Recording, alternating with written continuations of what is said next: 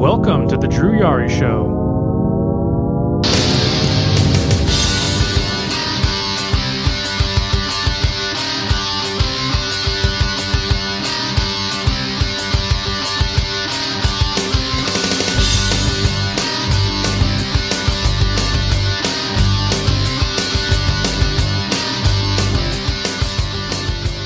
Hello guys, and welcome to another edition of the Drew Yari Show. It is a nice 40-degree weather in San Antonio. It's already Wednesday, technically, 12:26 a.m., January the 30th, 2019, and the Royal Rumble has officially, came and went. It happened 2 days ago, 3 days ago. Feels like it happens. It honestly feels. I keep fucking on my words. It honestly has felt like it happened 3 months ago. That's how long ago it was. It was a long night. What is it? 6 hours of wrestling. 6 hours. I'm going to quote what Vince Russo said in a tweet, and I hardly ever agree with anything he says, but he was right on the money. 5 hours should never be anything. You should never have to do 5 hours of anything. Unless it's work. But, yeah, we're going to talk about the Royal Rumble. Give a quick little review. I probably won't go match by match. I'll just kind of look at the Royal Rumble as a whole. And then discuss what happened in the fallout for Raw and SmackDown. SmackDown just happened today. And then kind of go into more news dealing with more talent that are apparently asking for releases. I guess I can delve into the Rumble. I took my notes. I actually took notes for this for the first time in a long time. Actually, when I was in high school, I actually used to take notes on pay-per-views. I would, write down the matches and who was wrestling. And then when the actual pay-per-view began, I would put down the results and A, B, C, and D. I would do that a lot. So I stopped doing it. And now that I have this show, I realized, I need to take notes. So, alright, we can start off pre-show matches. What were the pre-show matches? Nakamura and Rusev. Nakamura won when he was trying to take off the turnbuckle from one of the turnbuckles. And Lana appeared on the top rope. Was trying to tell the referee, hey, he's cheating. She takes off her shoe for whatever reason. I think she was going to throw it at him, but that never happened. And then Nakamura's getting in her face saying, mind your own business. And Rusev was trying to go at Rusev's trying to go at Nakamura. Nakamura was out of the way. Rusev knocks Lana off the apron. Lana apparently has a hurt ankle. And then Nakamura goes for King Shasta.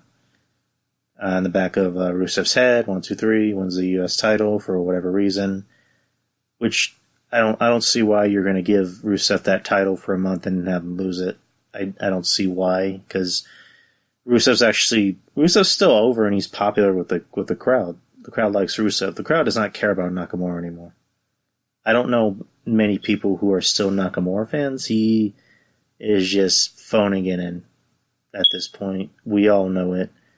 The talk is that he apparently still wants to stay, and I guess they'll sign him back. I mean, maybe if they sign him back and give him a raise, he'll probably look at it as like, I need to step my game up. I don't know, maybe that'll happen. Hopefully it'll happen. I would like Nakamura to get better. I want him to be as good as everyone says he is, and to not half-ass it like he's been doing it. But I don't know. That's just me. I can only dream. There was another match after that. The Fatal 4-Way Cruiserweight title match with Buddy Murphy coming out on top against Sin Cara, Hideo Itami, and Tozawa. I think was it Akira Tozawa? Is that the wrestler or the guy who wrote Dragon Ball Z? I'm trying to think of who. I don't know. Yeah, Buddy Murphy won the match. Buddy Murphy is clearly, the better guy out of all the cruiserweights. I think it was Corey Graves that made the point of, like, does that guy honestly look like he's, 205? He looks like he's a lot bigger than 205, and I think he's right, because that guy's a big motherfucker. He's very fucking jacked for a guy who's that kind of big in the muscle tone, he's very fast, he's very agile, he's able to do a lot of the shit he can do, which is pretty fucking astounding. And I like him. Not just because he's tapping Alexa Bliss, but I like him. He's starting to grow on me. He's very talented. I can see why they decided to put the strap on him. He's gonna keep the title till Mania. I mean, I wouldn't be surprised if he kept it till after Mania, because who else are you gonna put, in front of him? I guess you can put it on Cedric again, maybe, but I don't see that happening. What was another match after that? I'm trying to think what was another fucking match after that. I'm trying to think of it. It'll come to me.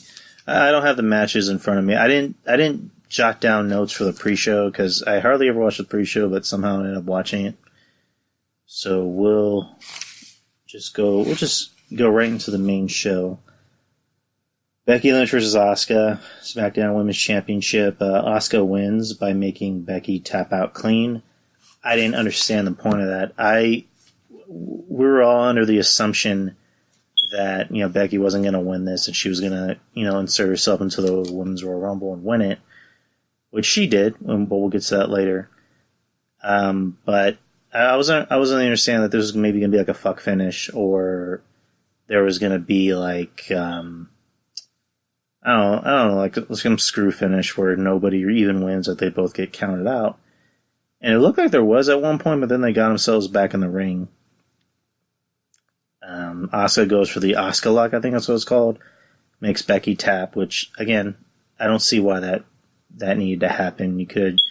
I mean, obviously they didn't want Asuka to look like shit, and they didn't want Becky to look like shit, so you had to think of something to make them still look good, but you made Becky tap out, and you're trying to build her as the female Stone Cold or whatever it is you want her to be.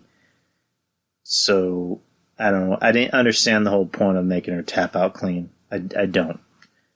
I don't run I don't run a wrestling company, but you got your two biggest stars out there. You still want them to look good, especially for the plans you have for Becky later on. So why not just have them be counted out, or double, or not double knockout? That still kind of makes them look bad. Or disqualification or something. Maybe not DQ, because you know what? Make Asuka a heel. Asuka being a heel, I think would be pretty fucking rad.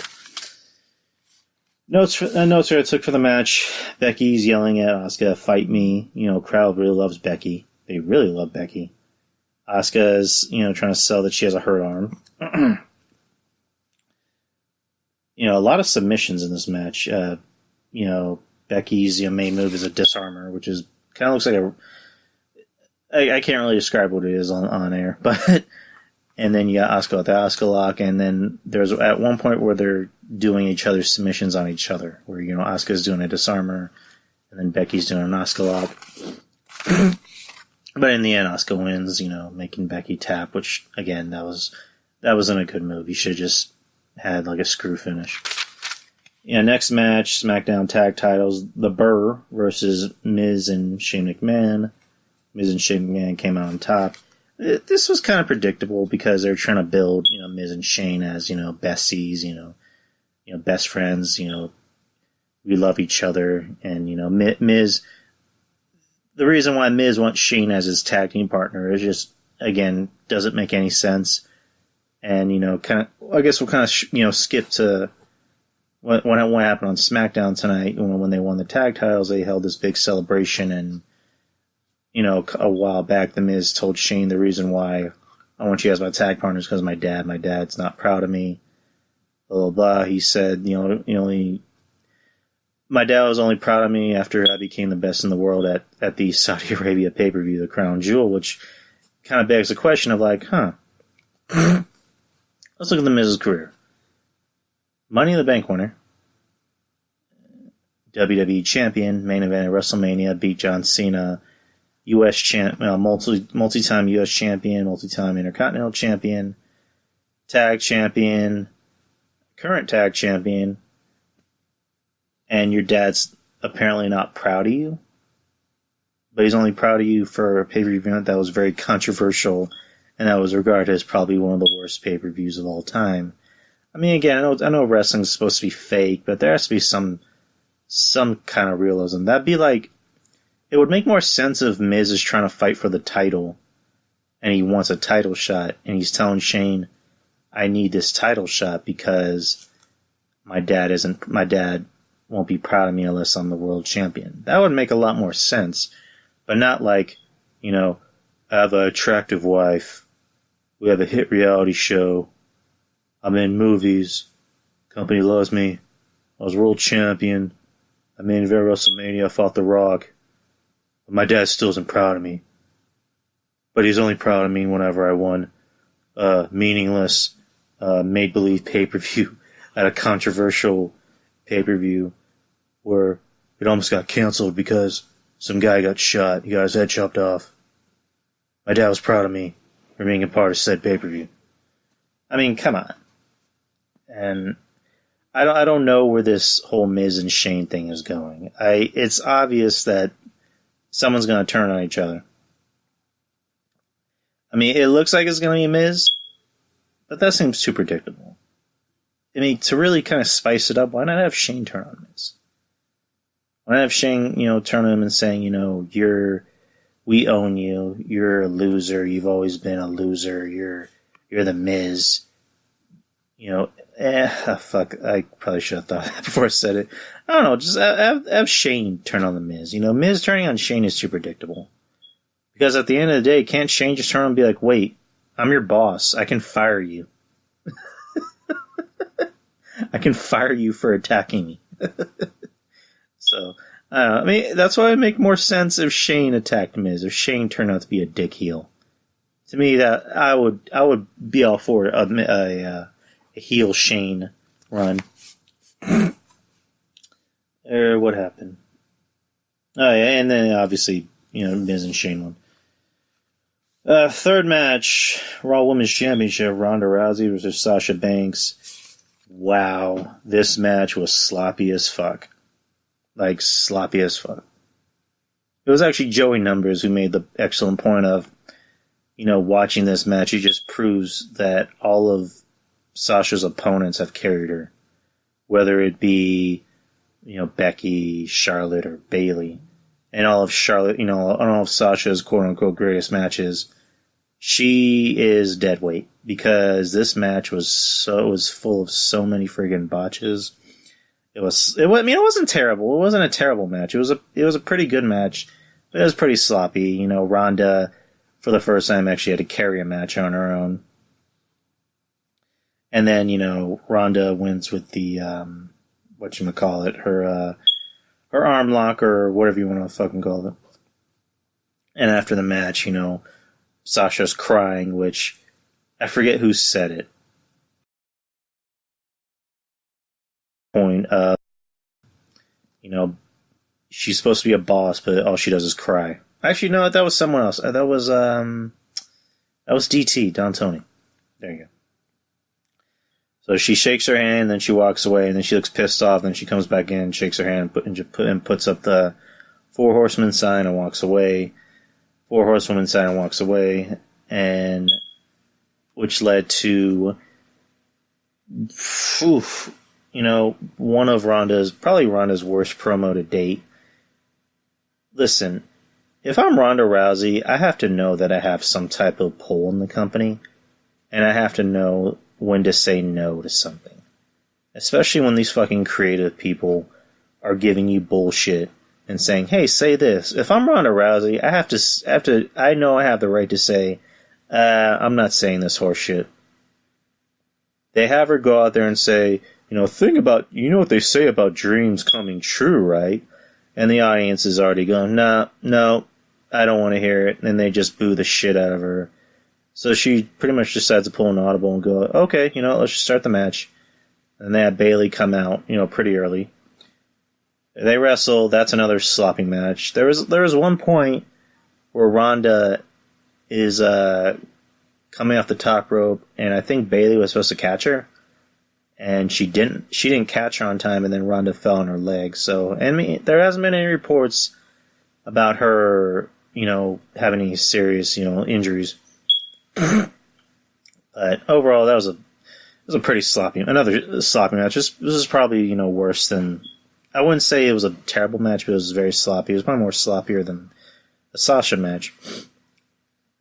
In the end, Ronda wins with her submission move. And then afterwards, Becky Lynch comes out, challenges Ronda to WrestleMania, I Choose You. And Ronda has like a very quick 30-second promo, which was probably her best promo. She ended up saving herself with that promo when she pretty much said, we're the same age. 5 or 6 years ago when you were, in developmental, I was main eventing pay-per-views. I was a household name. What exactly are you, Becky? And at WrestleMania, I'm going to kick your ass, blah, blah, blah. So she walks away, and tonight on SmackDown, I'm not going in order from each match to match. I'm not going in order of each topic I have written down. I'm just kind of going all over the place, trying something new. Ronda comes out and does her whole usual shtick and talks. And then Charlotte comes out, and Charlotte now is officially pretty much what we want her to be. She's this cold-hearted, bitchy heel. And the crowd is booing the shit out of her. The crowd hates Charlotte. I don't know. It's because I don't know if they're kind of giving her that Roman Reigns type of heat. The crowd, I mean. But I don't know. You can't blame. I love Charlotte. Charlotte can go. And just like a John Cena type, Charlotte doesn't let it get to her. So, but Charlotte, she has that natural, capability of being able to talk and being a complete fucking heel. I mean, it runs in her family, right? So she comes out and tells, Becky, I'm proud of you. And, you became the man because you learned from the queen. And then Becky punches her right in the face, punches her right in the chin, or was it in the jaw? It looks like she legit punched her right in the fucking jaw. And then she leaves, and then Charlotte attacks her. And then Charlotte gets in her car and leaves.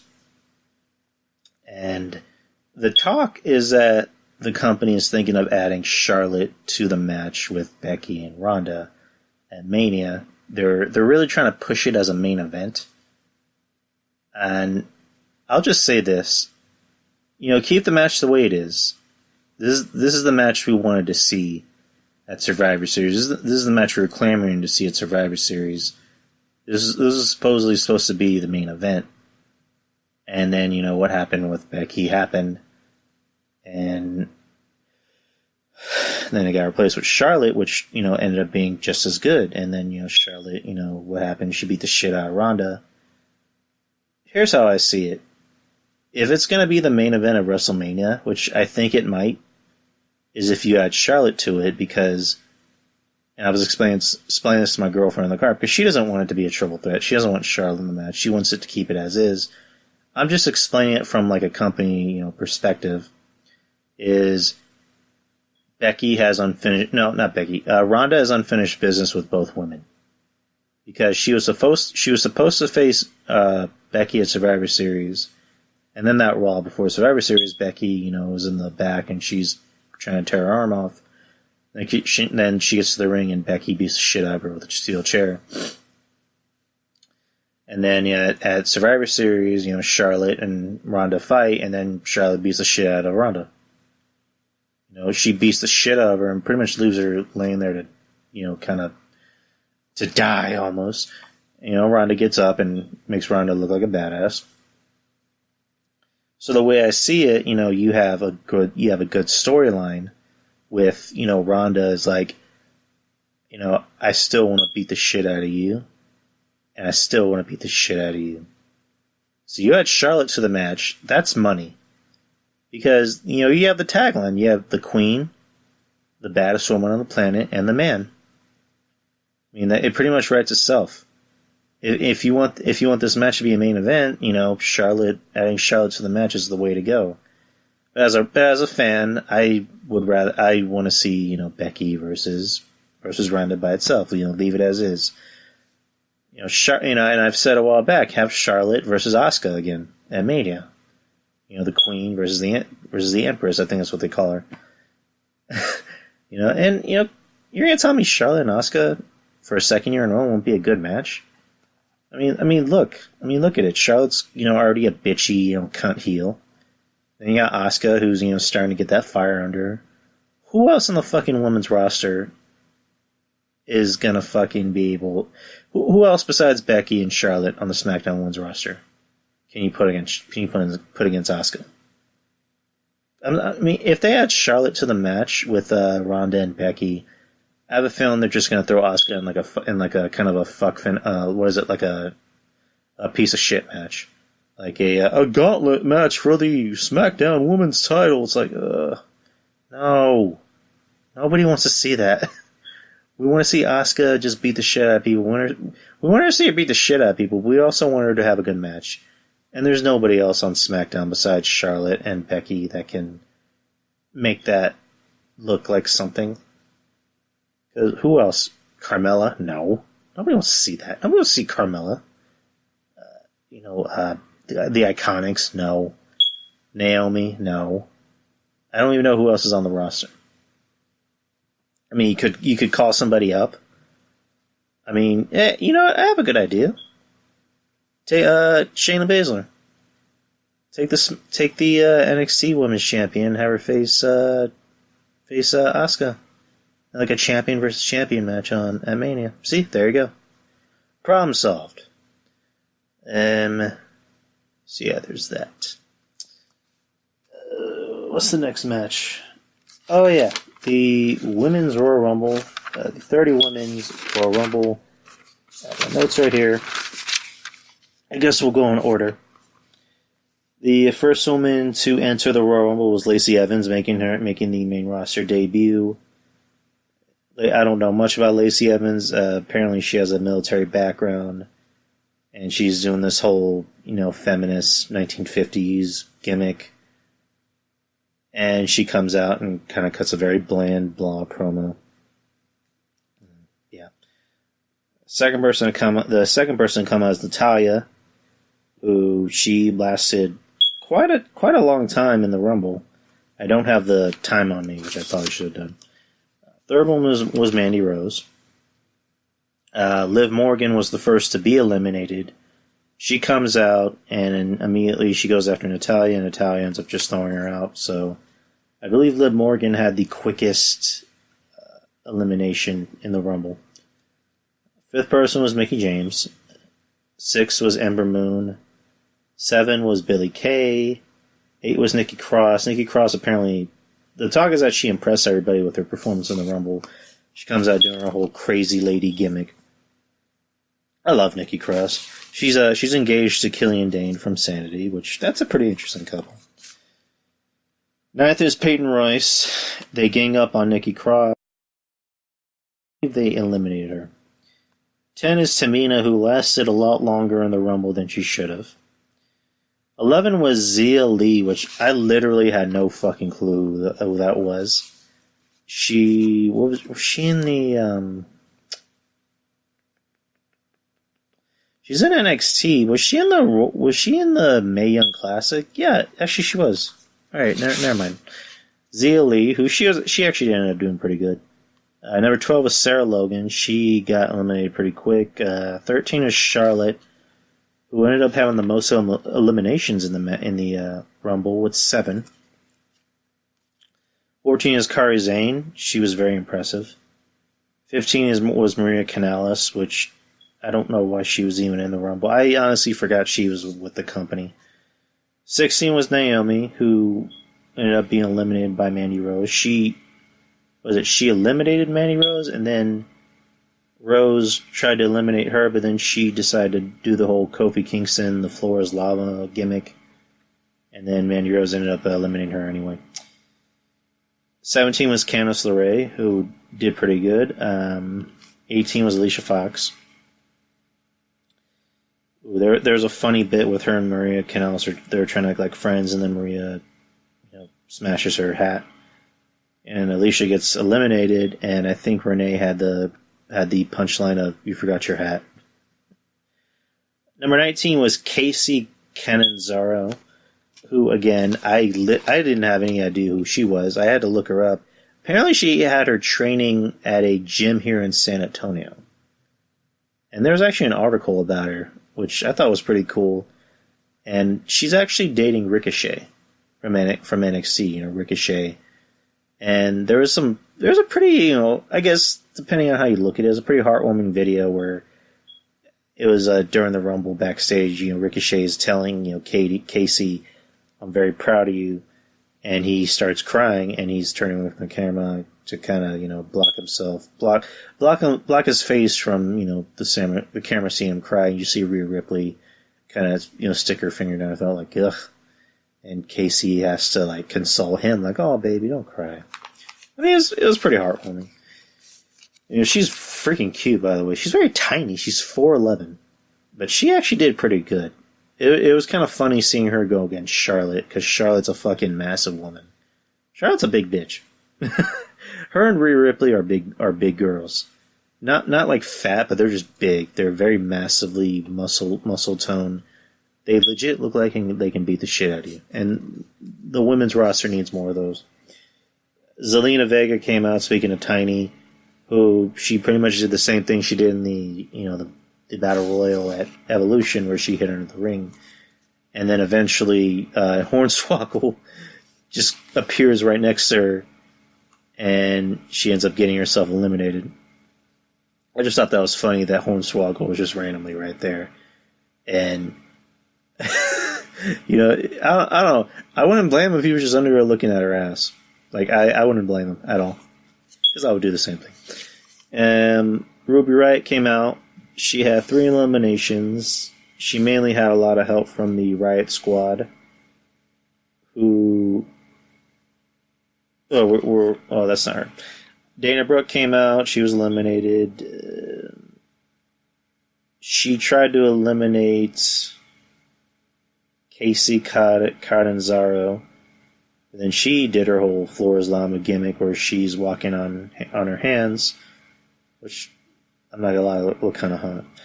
Io Shirai came out and took out the Riott Squad, and she didn't throw out Ruby Riott.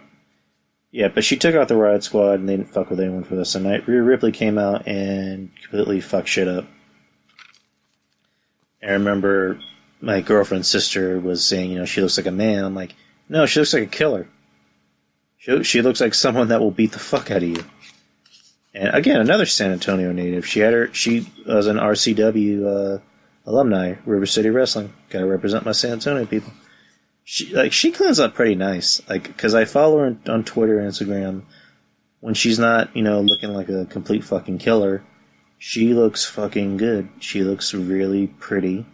She obviously has a nice body. She's very toned. She has a little muscle on her. But yeah, she's very pretty. It's not like she's ugly when she wrestles. Because she has to look like a fucking badass. But outside of the ring, very pretty. Next one is Sonya Deville. Alexa Bliss, who didn't really get a good reaction. Apparently, Alexa Bliss injured Ember Moon. There was a spot where Alexa Bliss was going for a standing moonsault, and her knees landed on Ember Moon. I'm trying to see. Okay, let me look up what the injury was. I believe it was like a hurt arm.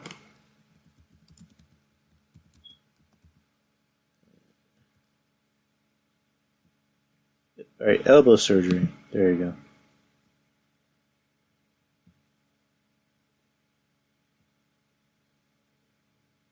Come on. Alright. Come on. I don't want to buy your fucking car. Yeah, I hate these fucking... Okay, she... messed up her elbow real bad. So yeah, the talk is that Alexa Bliss, she was going for that standing moonsault. Her knee landed on Ember Moon's elbow and broke it. The talk is that that's not what really happened, but supposedly everyone's saying that Alexa Bliss had something to do with it. So basically Ember Moon was wrestling with one arm the whole Rumble, which, is pretty fucking rad. Let's see. 27 was Bayley. She had 3 eliminations. And recall her being eliminated pretty quickly by... I'm trying to think of who eliminated her. Fuck, I need to go back and watch the match. Number 28 was supposed to be Lana, but Lana was selling her injury. And Nia Jax comes out and attacks Lana and hurts her even more. And then that's when Becky Lynch comes out and, is telling Fit Philly, let me go in, let me replace her. She asks Lana, can I replace you? Lana says yes.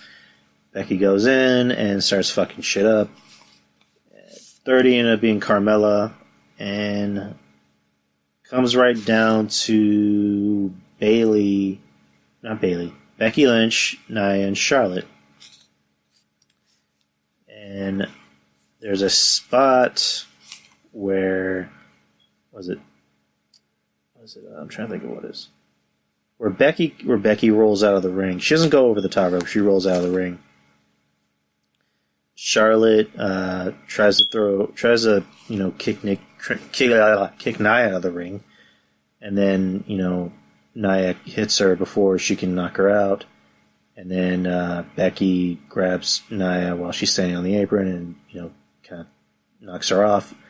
So now it's down to Charlotte and Becky, and as Becky's about to get back in the ring, Nia attacks Becky and hurts her ankle, and so now Becky's selling an ankle injury, and Charlotte the whole time. And it looks like, again, bitchy, evil, cunny Charlotte, which I love. She's, laughing her ass off, like, oh, this is going to be easy. This is going to be so sweet. And, they're going back and forth, and, it ends up, Charlotte's on the apron.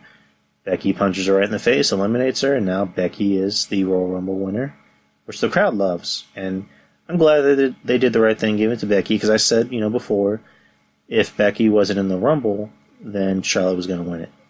But if Becky was in the Rumble, Becky's going to win it. It makes sense. Give the Rumble win to your most over guy. That's pretty simple. And all right, that's the Women's Royal Rumble. Where am I after that? WWE Championship match, Daniel Bryan versus AJ Styles. Woof. I can't believe a match with AJ Styles and Daniel Bryan was so underwhelming. I don't know if it was the crowd. I don't know if it's because the audience has seen this match, so many times. Or they're just worn out, but this match is just really bland. And it shouldn't have been because it's AJ Styles and Daniel Bryan. You got your modern day, Bret Hart versus Shawn Michaels matchup here. And it ended up being just really flat on its face. And, Daniel wins, but what happens is that Eric Rowan randomly comes out. And I knew AJ wasn't going to win, but as soon as I saw Eric Rowan, I'm like, oh, okay, they're giving Daniel a heater. Which they usually do with, their top guys, top heels mainly. They want to give them a heater. So, and then the referee's knocked out. AJ goes for the Styles Clash. Or what is it, Styles Clash? Yeah, Styles Clash. Rowan comes in, attacks AJ, and then Daniel goes for the count. 1, 2, 3. Daniel wins. Very next night on SmackDown, Daniel comes out. Does his whole usual shtick about, veganism and the environment. Eric Rowan comes out with a mini backpack. And then brings in a trash can. And Daniel says, pretty much saying I can no longer hold this title. It makes me a hypocrite. It's made out of leather. We had to kill a poor cow to make this title. I imagine that cow was called Daisy, which it got a big reaction from the crowd. The crowd started chanting Daisy, Daisy, Daisy, which I thought was pretty awesome. So then Daniel throws away the title and brings out a new title, which the strap is made of hemp, and then the actual belts and the plates are made of not the belt, but the championship, where the big championship buckle used to be, and the side plates are made of mahogany. Which my girlfriend kind of made an interesting point.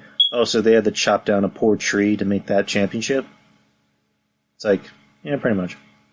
I mean, I guess, but I don't know if that was Daniel Bryan's idea or if that was the company's. It seemed like it was the company's because I'm pretty sure Daniel Bryan is a very creative and very intelligent guy. I'm pretty sure he would have had a much better idea than that belt. So then AJ Styles comes out, and he comes out. Randy Orton randomly comes out. They go to commercial, which I don't know why they did that. And in the ring, more superstars joined. Jeff Hardy. Jeff Hardy. And then Mustafa Ali comes out, and then Samoa Joe follows him. Samoa Joe, cuts some pretty scathing heel promos, tells Jeff Hardy, pretend this is an AA meeting and shut up. Tells Mustafa Ali, I put your ass to sleep last week, and then tells Randy Orton, I'll devenomize you. And, telling AJ, how's our old girl Wendy doing? So they get into a huge schmoz about it. Triple H comes on screen, tells Daniel, hey Daniel, I'm not going to do it. Tells him, the 5 guys fighting in the ring are going to be your opponents at Elimination Chamber. So I don't know if that'll probably be the main event of that pay-per-view. I'm almost certain. Daniel Bryan defending his new hemp and mahogany-made WWE Championship against AJ Styles, Jeff Hardy, Mustafa Ali, Randy Orton, and Samoa Joe. Daniel Bryan's obviously going to win it. Which kind of begs the question, who's going to be Daniel's opponent for Mania? What's the WWE title picture going to look like at Mania? Is it going to be someone from SmackDown or is it going to be a new face? I kind of toyed with the idea of, let's make it Mustafa Ali. Because, going back to what I said about Ronda and Becky and Charlotte, unfinished business. Because you remember when Mustafa Ali came on to SmackDown, his first match was against, Daniel Bryan, which he lost, but he had a good match. And then Daniel beat his ass after the match. And then after that, there was a tag match. It was AJ and Ali versus Daniel Bryan and someone else. And then Ali pinned Daniel Bryan, and then Daniel Bryan beat the shit out of Ali in the back during a segment saying, you don't belong here, blah, blah, blah.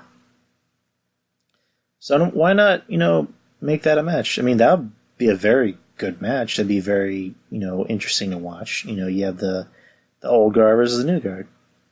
I mean, obviously, I don't think Ali would win. I mean, if you want a WrestleMania moment, let him win. But I think all in all, they're probably going to make the WWE title match possibly maybe like a multi-man match, like a Fatal 4-Way, which it wouldn't bother me. It wouldn't be the most terrible thing.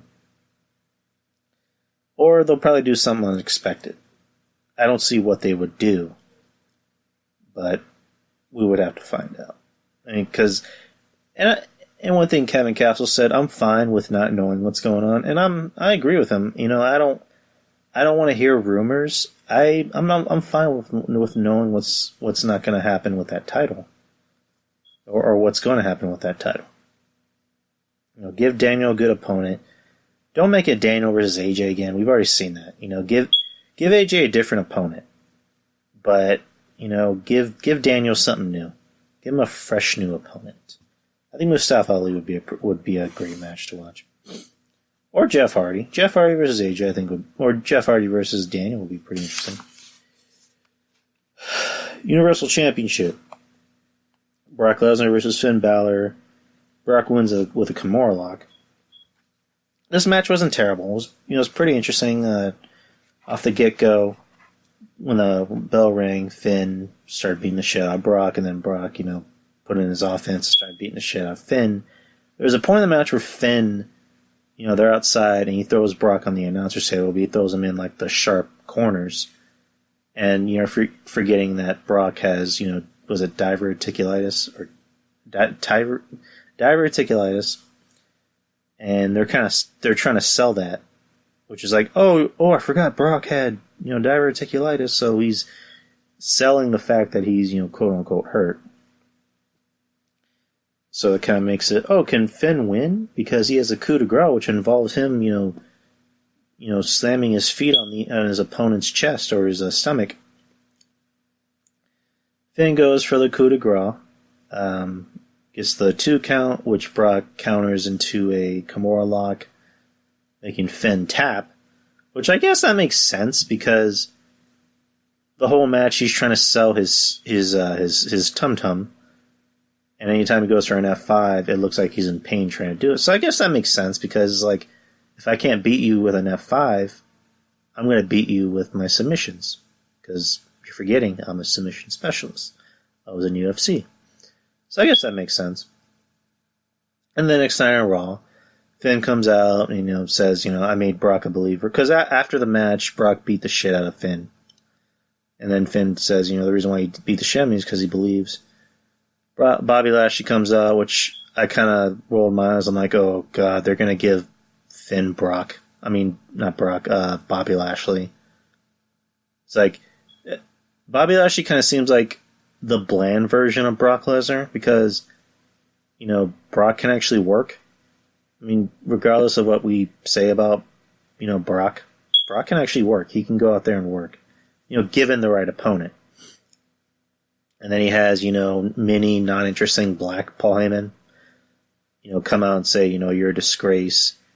And, you didn't deserve to be in the ring with Brock Lesnar. And then Finn has that line of, I was actually in the ring with Brock Lesnar for 10 minutes. Weren't you in the Rumble for like 10 seconds? Which he was. And we'll get into the men's Rumble in a bit. And then Bobby Lashley beats the shit out of Finn. Which, again, that's going to set up a program. I don't know if it's going to be just at the next pay-per-view, which is Elimination Chamber, or if it's going to be at Mania. Which I hope it's just a one-time thing, because I don't want Finn to take on that impossible task of having to carry dead weight. Okay, main event time. 30-man Royal Rumble. We'll try and breeze by this as quickly as we could. Men's Royal Rumble. First man in, Elias, who starts off with his usual shtick. Second person in is Jeff Jarrett. Double J Jeff Jarrett with his old school cowboy hat, or whatever you want to call it. And it ends with Elias supposedly turning heel and hitting Jeff with a guitar and throwing him out. Which proceeds to kind of go into what happened on Raw, where Elias came out and apparently is now a heel. Which is weird because, Elias was already good as a babyface, but now you're having him turn into a heel so you can get Jeff Jarrett over. Is there anyone that cares about Jeff Jarrett? Because I certainly don't. I didn't care about Jeff Jarrett, in 2000. So, I don't know. You have Jeff Jarrett come on Raw the next night. And you have, Road Dogg, Jesse James, which I pop for because I like Road Dogg.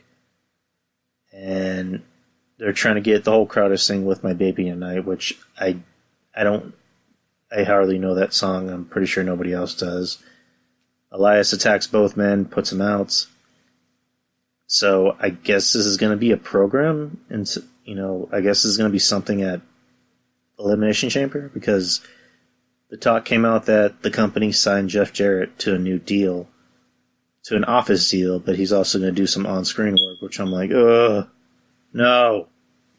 Like, please, God, no. It's like, keep him off TV. Keep him in the office. Let him do whatever he wants to do. Let him work with the young guys in NXT or whatever, but keep him off TV. Nobody cares about Jeff Jarrett. And, speaking of office roles, Hurricane Shane Helms started his office job, like, literally today in the back. Or, no, he started it on, was it on Monday or was it Royal Rumble? So I remember he posted a picture of himself. Actually, it was Monday. There you go. It was Monday. Royal Rumble. He started his first day in the back on the Royal Rumble. And more office jobs coming.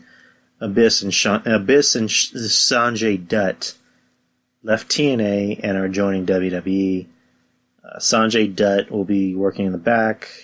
Abyss, it's not really known what he's going to do. More than likely, he's going to work an office job. He might maybe appear on TV every now and then. At this point, Abyss is kind of, just let him just work an office job. There was that whole story that Bruce Pritchard told where he was supposed to come to WWE at the Royal Rumble in San Antonio in '07, but he got cold feet. And, Abyss tried to twist the story. Was like, no, I'm just a loyal TNA guy, which I kind of believe Bruce Pritchard on that because it seems like he got cold feet. And, it was supposed to be Abyss versus Undertaker at Mania, but he got cold feet and signed back with TNA. If Abyss was in the WWE, then it could have worked. They would have made him a star. But, he stayed in TNA, which I guess that's good, and, he became, Hall of Famer. But he decided to leave and get an office job, which, again, that works, It's fine. Put these guys in the office, let them, teach the kids, let Abyss, work with, the bigger wrestlers and teach them how to work that big guy style. Because as long as you've seen Abyss, he's never been a guy that does, like, drop kicks or tries to do anything fancy. A lot of these bigger guys try to do these fancy moves. And, you see a guy like Killian Dane trying to do a suicide dive, and that's impressive, but you're a big dude. Work like a big dude. Be intimidating. And I think Abyss can do that. Going back to the match. Third was Shinsuke Nakamura. Number 4 was Kurt Angle, who was eliminated by Nakamura. Number 5 was Big E. Number 6 was Johnny Gargano, which that was a pretty nice surprise. He lasted pretty long in the Rumble. Number 7 was Jinder Mahal, who was eliminated rather quickly. I'm forgetting by who, though. It was actually by Gargano, I believe. Number 8 was Samoa Joe. We had 3 eliminations. He lasted a pretty long time. Number 9 was Kurt Hawkins, who eliminated. I think of who he eliminated. No, actually, it was Kurt Hawkins who eliminated Jinder Mahal. My bad. He eliminated Jinder Mahal, and then Samoa Joe eliminated him. Number 10 was Seth Rollins. Number 11 was Titus O'Neil. 12 was Kofi Kingston, who did who did his usual bit of the floor is lava. Number 13 was Mustafa Ali, who eliminated Samoa Joe. Number 14 was Dean Ambrose. Number 15 was No Way Jose, who was eliminated by. I'm trying to think of who was eliminated by. I believe it was by Dean Ambrose. So I think No Way Jose might have broken Santino Morella's record for the quickest elimination in Rumble history. Yeah, he actually did, actually. And then Drew McIntyre came out for that and beat the shit out of Jose and the rest of his crew. Xavier Woods came out and saved Kofi from being eliminated. And then Drew McIntyre just eliminated them both anyway. 18 was Pete Dunne, who had a fascination for breaking people's fingers. 19 was Andrade. 20 was Apollo Crews, which I'm surprised he was even in the match. 21 was Aleister Black, who eliminated Dean Ambrose. We'll talk about Dean Ambrose in a bit. Black was eliminated by Baron Corbin for whatever fucking reason. Number 22 was Shelton Benjamin, who now wears tight pants. 23 was Baron Corbin. 24 was Jeff Hardy. 25 was Rey Mysterio. 26 is Bobby Lashley, he comes into the match, he tries to go after Seth Rollins, and he goes over the top rope, and it looked like he slipped. It didn't look like Seth Rollins threw him out. It looked like Bobby Lashley slipped, and then he threw himself out. And then he goes after Seth Rollins and puts him through a table. So they can, again, they made it painfully obvious that Seth was going to win this. 27 was Braun Strowman, who had the most eliminations in the match with 5. 28 was Dolph Ziggler, who eliminated Drew McIntyre. 29 was Randy Orton. And then 30 was supposed to be R-Truth, and then Nia Jax. Yes, I said Nia Jax. Beat the shit out of R-Truth and put herself in the match. She throws out Mustafa Ali for whatever reason. And then, the other guys in the ring, Rey Mysterio, Dolph Ziggler, and Randy Orton proceed to do other finishers on her and then throw her big ass out of the ring. And the final four in the Royal Rumble end up being... Andrade actually ended up eliminating Randy Orton and Rey Mysterio. And I'm remembering from last year, Randy Orton actually eliminated Andrade. So the final four in the Rumble are now Braun Strowman, Seth Rollins, Dolph Ziggler, and Andrade. What's it called? Braun eliminates Dolph and Andrade. So it comes down to him and Seth. And then, they're hanging out, they're fighting back and forth. Braun is on the apron. Seth goes for the curb stomp on the apron, eliminates Braun. Seth is now the Royal Rumble winner, which the crowd didn't really seem like they really cared all that much about it, because it's like, and I hate to rain on Seth's parade. I love Seth.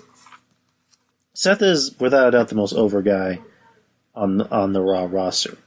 Him and Finn Balor are the top two baby faces on the Raw roster. And the very next night he had a very big reaction from the crowd. He came out, he looked like he was very choked up about it. He looked like he was genuinely happy. He couldn't fake that type of emotion. He points to the WrestleMania sign. Triple H comes out to congratulate him. He lets him know, I don't mean to rush things, but I'm going to need a decision, by the end of the night, who you're going to face. Dean comes out for whatever random reason, tries to kiss up to Seth, saying, I'm your boy. I've always believed in you, always had your back. Triple H tells him, didn't you stab him in the back? So Triple H and Dean have a very interesting, conversation going back and forth. And he, wants a match with Seth, and then Dean tells him, are you going to ask your father-in-law for permission? So they make the match, and then Seth beats Dean clean. After the match, Dean hangs around the ring, tries to talk to the audience, and then Nia Jax and Tamina come out, and I think Nia Jax hits him, which goes into the news today that broke that apparently Dean Ambrose will not renew his contract after WrestleMania. I'm going to pull up the article because WWE actually apparently made a quote-unquote statement about it on their website.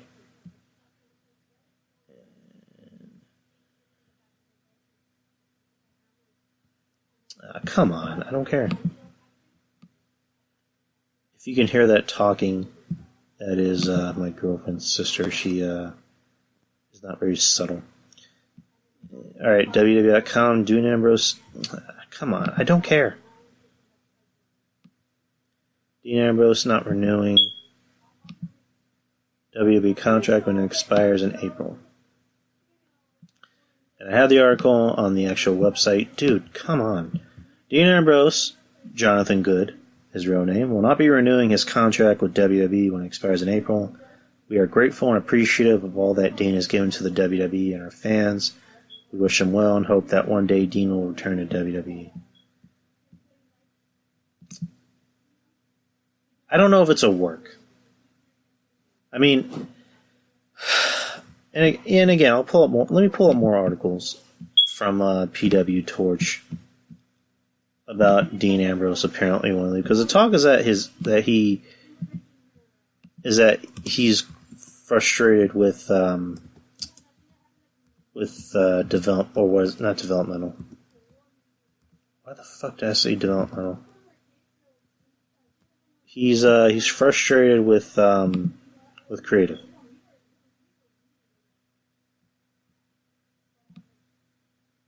All right.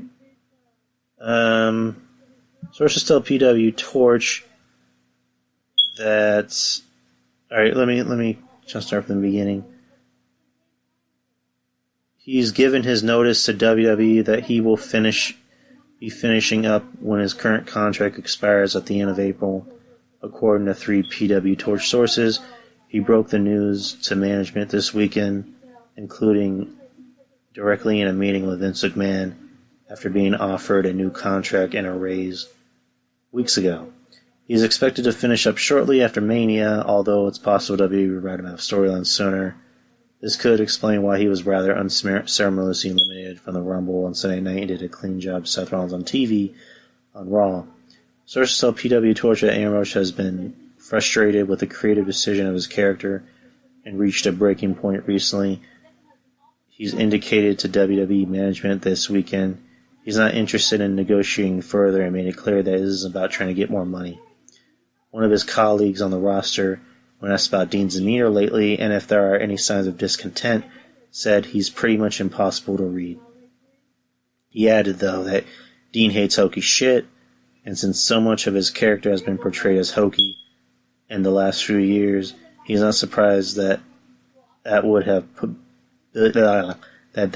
built up frustration, leading to a breaking point. Top management in WWE and a small circle of friends of Dean knew about his decision this weekend, and it wasn't well known at the Rumble or Raw among most of his colleagues. Hold on really quick. Alright, sorry about that. I just had to write a quick text message. I know it's very unprofessional. But yeah, Dean Ambrose. Let's look at Dean Ambrose's character. It's anytime he was given some type of push, or it looked like he was given some type of push, it always felt like WWE creative just didn't know what to do with him. I don't know if they were trying to fuck with him, or they honestly thought that, what they were doing was, working for his character. Because, if you remember when the Shield, got disbanded the first time, they made his character hokey. They had him go out there, with mustard and ketchup and sprayed at, Kane and Randy Orton. They would always make him look like a bitch compared to Seth. For whatever reason, they just always want to pull the rug under him. They didn't want to give him, that top guy status. And then, same thing years later when they actually made him the champion, they still made him look like a complete goof. They gave him a fern, named Frank, or was a fern named Mitch. And again, they just continue to make him look like a complete goof. He gets injured. He comes back. He looks like he's in great shape. He looks like he finally has a fire under him. And they immediately put him back in the Shield. They pretty much make him Roman's bitch. They turn him heel, which is like, okay, this looks like it can work. What do?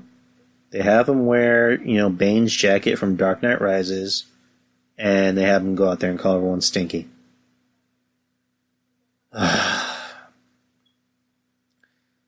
Basically, if I'm Dean, you've been burnt out because you've been with this company for almost 10 years. You've been on the main roster for, close to 7.5 years. And, if I'm Dean, I'll leave because, and it's not about the money. At the end of the day, it's not always about the money. And I'm pretty sure Dean has saved his money over the years. So, and then, Renee posted something on Instagram, saying, I'm proud of this man. The world is his.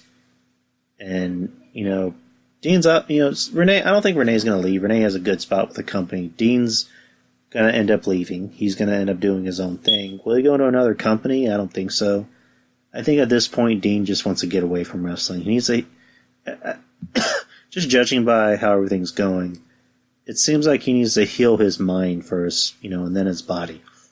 And then come back to wrestling when he feels like it, because even if he does go to another company, I don't see him becoming this huge star. It'll be a big asset to another company, maybe like an AEW or not an Impact Wrestling. But at this point, Dean is not being used right. I hate seeing Dean used like this because I like Dean. But he's I don't know. Creative just doesn't know what to do with anyone. They think they know how to handle people. It's just like with Ronda. They gave her this hokey speech to use after she was done beating someone's ass last night. And again, if I was Ronda, I would have just been like, I'm not saying this shit. Like, I would never say this shit. When I was in UFC, I never said this shit. Why am I saying it now? And I don't know why Dean never, you never hear stories about Dean, challenging management, saying, why would I say this shit? If he hates Hokie shit, why does he allow, the company to give him Hokie shit? And breaking news just, broke today, which, Hideo Itami asked for his release and was granted it. Which, hey, good for him. He debuted, for NXT in 2015. And that was before NXT became, NXT. And I remember he was in the Andre the Giant Memorial Battle Royal. He actually did pretty good. He was eliminated, and then quickly after that, he was injured. He was out for a very long time. He came back, and he looked like he was in very bad shape. Like, he didn't look like he was in very good shape. And he got injured again, and he came back. So for Hideo Itami, to say he was a flop is a little unfair, because he would have to at least gone out there and wrestled. And it just seemed like he didn't really get that chance too much. Because he was supposed to be, a big thing for NXT, and then that's when, the Finn Balor's came in, that's when Kevin Owens came in, that's when Samoa Joe came in, that's when Nakamura came in, and he was pretty much on the sideline having to watch his friends wrestle. So, if he leaves, he's already, gone. He's got his release. He's more than likely going to go back to Japan. When we go to AEW, I don't know. It seems like anytime someone gets released or it seems like they're unhappy, the story's like, oh, they're going to go to AEW. And it's become like kind of a running gag where you hear somebody didn't like the cheese and catering, so they're going to go to AEW. Or, my assistant at my job is unhappy with her position, so she's going to AEW. And, I made the joke of, my dogs didn't like the way they were being treated here at our home, so they're going to AEW. Cody's dog, Pharaoh, is going to start a division for dogs. And, yeah. And going back to what I said before about AEW, I'm not trashing the company. I just, it didn't make a good impression. Now it's becoming kind of like a meme. It's become an internet meme almost. But going back to Raw, what happened on Raw? We already talked about Ronda Rousey. And, Mojo Rawley giving some very random, promo where he's staring in the mirror talking to himself. He's not doing the whole Duffman shtick. He's, yelling in the mirror, saying, you've always been in my way. I can't get opportunities because you're in my way. And I don't know. I didn't think the promo was bad. I thought it was actually pretty good. I didn't hear anyone say anything bad about it. So we'll see where that goes. What happened next? Yeah, Raw wasn't that good. Seth Rollins comes out and, chooses Brock Lesnar to be his opponent, fights him. Brock Lesnar beats the shit out of him. And then and it looks like, they're going to fight more, and then Raw had to cut off. They made the rule that, as soon as 10 o'clock happens, Raw cuts off. So there's that. I think that's about it. And then going to SmackDown, I kind of already, talked about SmackDown. They had a 4-team elimination with see who would face Shane McMahon and Miz. They had the Bar, New Day, the Usos, and Heavy Machinery. The Usos win. So the Usos will face Miz and Shane McMahon in Elimination Chamber. And, the story of the night. R-Truth comes out. R-Truth comes out, talks about how he was taken out by Nia Jax. He should have been the Royal Rumble. McMahon decided to give him a United States Championship match against Nakamura. They fight in a very short match. There's a point where what's it called? Where R-Truth goes for kind of like a very quick roll-up. And I'm thinking the referee fucked up, because the referee goes for the 2 count, and then you hear the third, count. Both men get up and they're wrestling more, and the referee tells them, no, that was a 3 count. You gotta ring the bell. And I'm watching it to see if the referee did if he botched or not, because that ref, I think, is Mike Chioda. He's been refereeing for an awfully long time, and not to say that, even, the even the seasoned vets don't make mistakes. I don't know if Nakamura and R-Truth heard him. I don't know if they heard that 3 count. But Nakamura just looked like he was pissed and he couldn't believe it, so he walked to the back. R-Truth is now a United States champion. He was actually a U.S. champion back in 2010, where he fought The Miz and won the U.S. title, and then he lost it. So good for R-Truth. Rusev comes out and cuts a heel promo, saying, Nakamura, the U.S. title deserves better than Nakamura. It certainly deserves better than you. Rusev's now a heel for whatever reason. Fights R-Truth. R-Truth wins. Someone, DT pointed this out. In the first 70 minutes of SmackDown, there was only 2 wrestling matches. They lasted, and they were 10 minutes in total, and they both had R-Truth in it. So then Nakamura comes out, attacks R-Truth. Rusev attacks R-Truth. They both attack him together, and there you go. Which will more than likely set up a match at Elimination Chamber. So, and then, good for R-Truth. I like R-Truth. Kev was on the show. He's raved about R-Truth. Said he's a good dude. Everyone you meet that's met him says he's a good dude. Doesn't have a mean bone in his body. Loves the company. Company loves him.